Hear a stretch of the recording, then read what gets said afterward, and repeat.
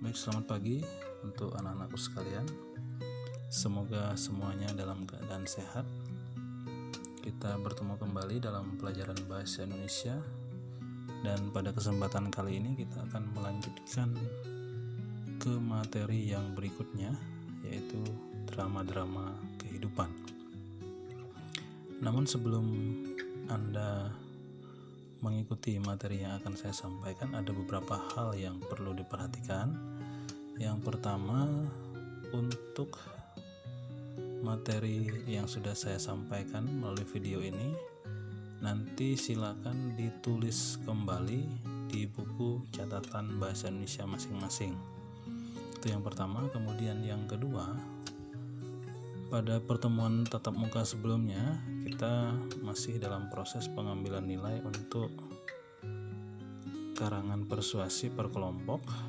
Beberapa sudah maju, tetapi ada juga yang belum maju dan belum dinilai. Maka ketika nanti anak-anak sekalian sudah masuk seperti biasa, tolong untuk penilaian kelompok tentang karangan persuasi yang sudah Anda persiapkan itu akan saya ambil kembali nilainya. Maka untuk segala perlengkapan mohon dijaga supaya tidak hilang, supaya nanti pada saat Anda masuk Anda bisa kembali melakukan pengambilan nilai.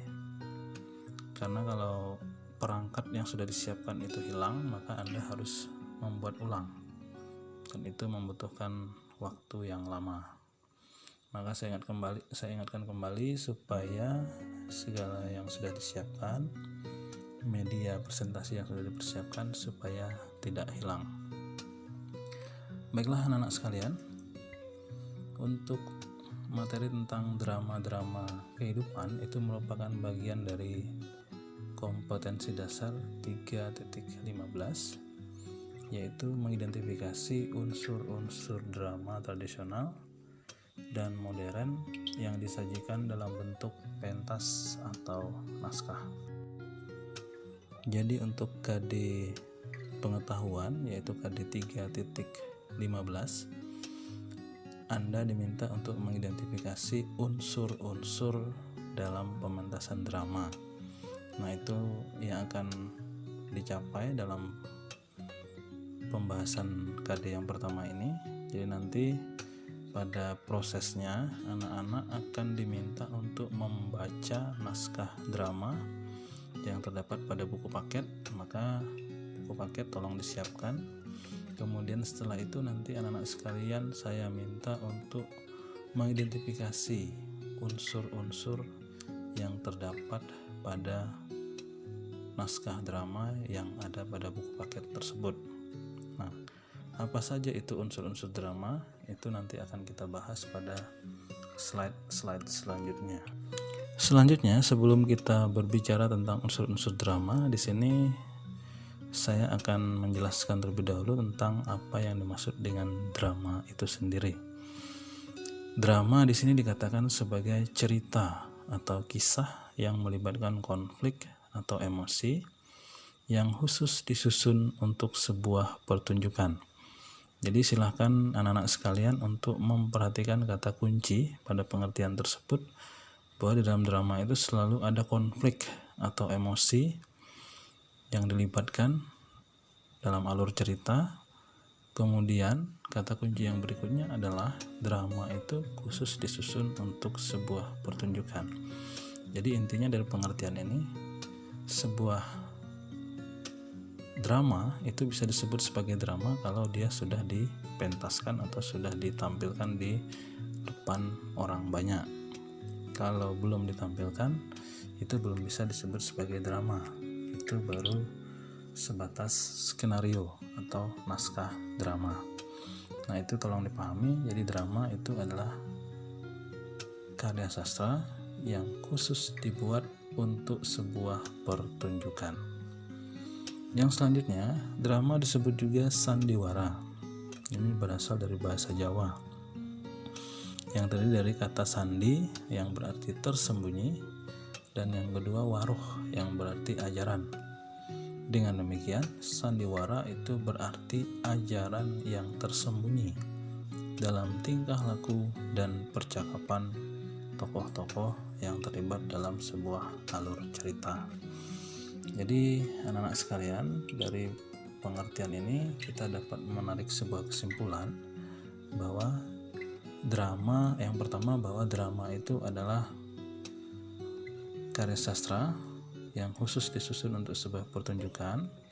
Kemudian yang kedua, drama itu selalu mengandung ajaran atau selalu mengandung pesan moral yang bisa ditangkap oleh orang-orang yang menyaksikan pertunjukan tersebut. Selanjutnya di sini dikatakan bahwa karya sastra drama berbeda dengan karya sastra puisi dan prosa. Nah, anak-anak tentunya masih ingat apa yang dimaksud dengan prosa. Prosa itu adalah karangan bebas. Contoh prosa itu adalah cerpen dan novel. Itu adalah contoh dari prosa. Oleh karena itulah sastra drama tidak lengkap sebelum dipentaskan. Nah, tadi di awal juga sudah ditegaskan bahwa drama itu belum bisa disebut drama kalau belum dipentaskan. Nah, yang selanjutnya kita masuk pada unsur-unsur drama atau unsur-unsur dalam pementasan drama. Yang pertama adalah tema.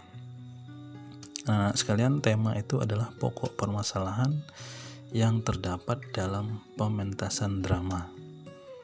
Tema dikembangkan melalui alur dan dialog tokoh-tokohnya. Supaya anak-anak sekalian gampang untuk menentukan tema sebuah pementasan drama, maka yang harus Anda temukan terlebih dahulu adalah konfliknya. Kira-kira apa konflik dari naskah drama yang nantinya akan Anda baca?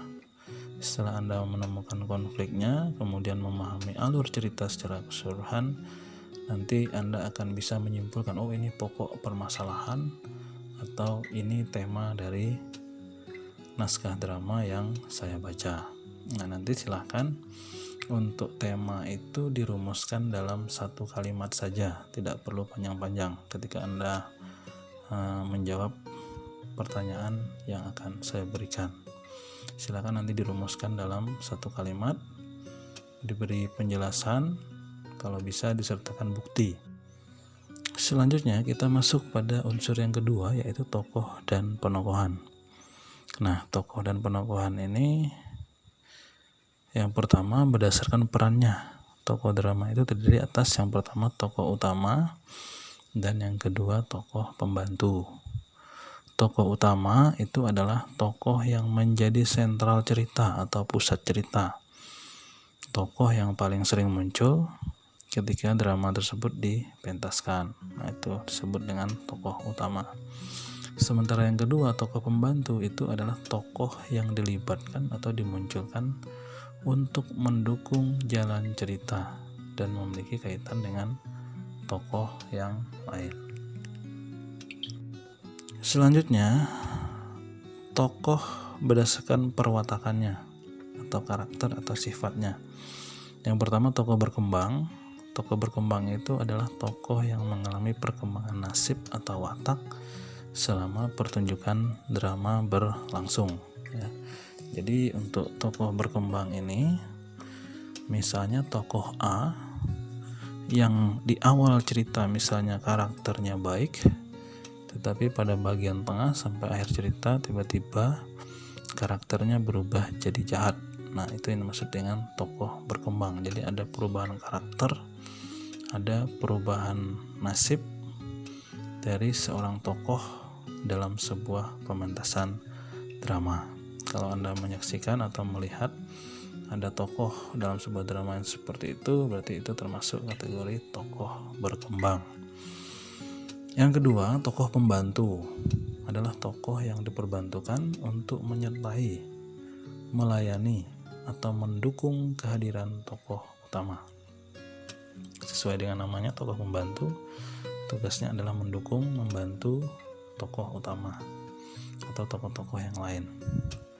Yang ketiga adalah tokoh statis, yaitu tokoh yang tidak mengalami perubahan watak. Ini tadi Nah, kebalikan dari tokoh berkembang, kalau tokoh berkembang dia mengalami perubahan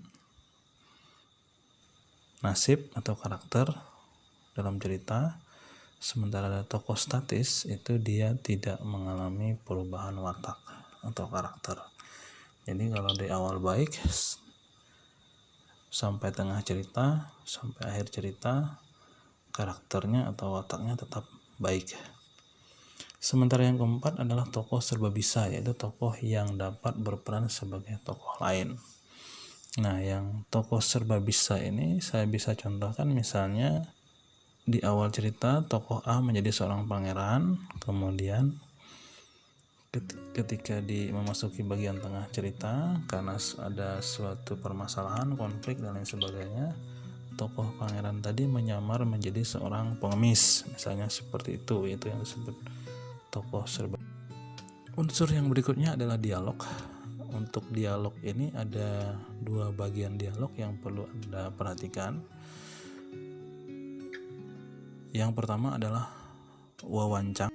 Wawancang itu adalah dialog atau percakapan yang harus diucapkan oleh tokoh-tokoh dalam sebuah cerita. Dialognya, tokoh A harus berbicara apa, itu disebut wawancang. Kemudian yang bagian yang kedua ada yang namanya keramagung. Keramagung itu adalah petunjuk perilaku, tindakan atau perbuatan yang harus dilakukan oleh tokoh-tokoh dalam cerita tersebut.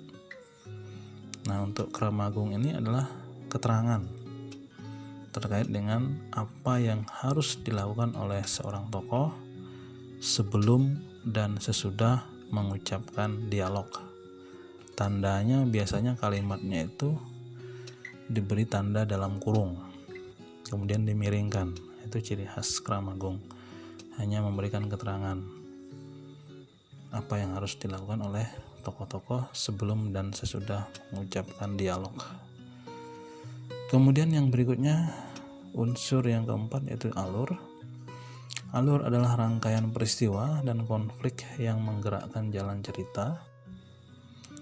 Tahapan alur mencakup pengenalan cerita, konflik awal, perkembangan konflik, dan penyelesaian. Pengenalan cerita itu istilah lainnya adalah orientasi. Pada bagian ini biasanya dijelaskan latar ceritanya ada di mana, kapan terjadinya, tokohnya siapa saja, dan lain sebagainya. Intinya ini memperkenalkan ceritanya tentang apa dan tokohnya siapa saja. Kemudian yang kedua, konflik awal. Pada bagian konflik awal ini biasanya sumber permasalahan itu mulai dimunculkan. Sumber konflik, sumber masalah itu mulai dimunculkan. Kemudian pada bagian ketiga, perkembangan konflik. Pada bagian ini konflik masalah mulai memuncak yang menyebabkan perkelahian dan lain sebagainya. Tapi catatannya adalah konflik ini tidak selalu berupa perkelahian, tetapi juga bisa konflik batin. Artinya perasaan tidak nyaman dan lain sebagainya, perasaan tidak diterima, protes terhadap Tuhan dan lain sebagainya, itu juga termasuk konflik. Jadi konflik di sini tidak selalu berupa kontak fisik antara tokoh satu dengan tokoh yang lainnya. Setelah konflik memuncak, kemudian dihadirkan penyelesaian yang kemudian diakhiri dengan ending dari cerita tersebut. Masalah tersebut kira-kira solusinya apa, jalan keluarnya apa, itu yang disebut dengan penyelesaian. Unsur yang kelima adalah latar. Latar adalah keterangan mengenai ruang dan waktu. Ruang di sini terkait dengan tempat di mana cerita tersebut berlangsung atau di mana peristiwa berlangsung atau terjadi. Kemudian waktu terkait dengan kapan peristiwa terjadi. Kemudian terkait dengan latar ini juga biasanya ditambahkan dengan latar suasana. Suasana ketika peristiwa tersebut terjadi seperti apa? Apakah mencekam? Apakah gembira? Apakah romantis dan lain sebagainya? Terkait dengan unsur yang berikutnya yaitu bahasa, Anda tinggal mengamati apakah dalam naskah tersebut terdapat majas tertentu, misalnya personifikasi, metafora, dan lain sebagainya. Sedangkan untuk amanat itu merupakan pesan yang ingin disampaikan oleh penulis naskah drama tersebut kepada orang yang menyaksikan pementasan drama nantinya. Seperti di awal juga sudah disampaikan bahwa drama itu ketika dipentaskan selalu mengandung pesan atau ajaran. Maka Anda sebagai orang yang menyaksikan atau membaca naskah drama juga harus bisa menangkap apa pesan yang ingin disampaikan. Baik, demikian penjelasan materi terkait dengan KD 3.15, mengidentifikasi unsur-unsur drama tradisional atau modern yang disajikan dalam bentuk pentas atau naskah. Nah, bagi anak-anak sekalian, barangkali mungkin ada yang belum terlalu memahami dari penjelasan yang saya berikan dan slide yang sudah ditayangkan dalam video ini. Nanti bisa ditambahkan referensinya dengan membaca buku paket yang Anda miliki. Untuk selanjutnya, di sini saya sudah menyiapkan tugas yang harus anak-anak sekalian kerjakan. Tugasnya adalah bacalah naskah drama Ketika Pangeran Mencari Istri pada buku paket halaman 200. Silahkan dibuka di halaman 200. Kemudian identifikasi unsur-unsur drama yang terdapat pada naskah tersebut. Tadi dalam penjelasan ada 7 unsur-unsur drama. Nah, untuk jawabannya silahkan dibuat dalam tabel seperti yang saya contohkan pada slide. Cara menjawabnya adalah yang pertama, silahkan Anda salin kembali pertanyaan yang sudah diberikan. Kemudian contoh tabel yang sudah saya tampilkan itu juga dituliskan kembali. Contoh jawaban misalnya yang nomor 1 tema. Di situ ada 3 kolom. Kolom 1 nomor, kolom 2 unsur dramanya, kemudian kolom ketiga penjelasan. Jawaban Anda nanti dituliskan pada kolom penjelasan. Contoh misalnya temanya itu, ingat tema itu sama dengan masalah atau pokok permasalahan. Anda tuliskan dalam 1 kalimat, kemudian Anda berikan alasan mengapa Anda menuliskan temanya itu, alasannya apa. Bila perlu ditambahkan bukti. Untuk jawabannya silahkan diketik di Microsoft Word, kemudian Anda kirimkan kembali kepada saya melalui Google Classroom. Demikian untuk pertemuan kali ini. Silakan Anda kerjakan tugas yang saya berikan. Kemudian kalau sudah selesai segera dikumpulkan. Demikian untuk hari ini. Selamat pagi dan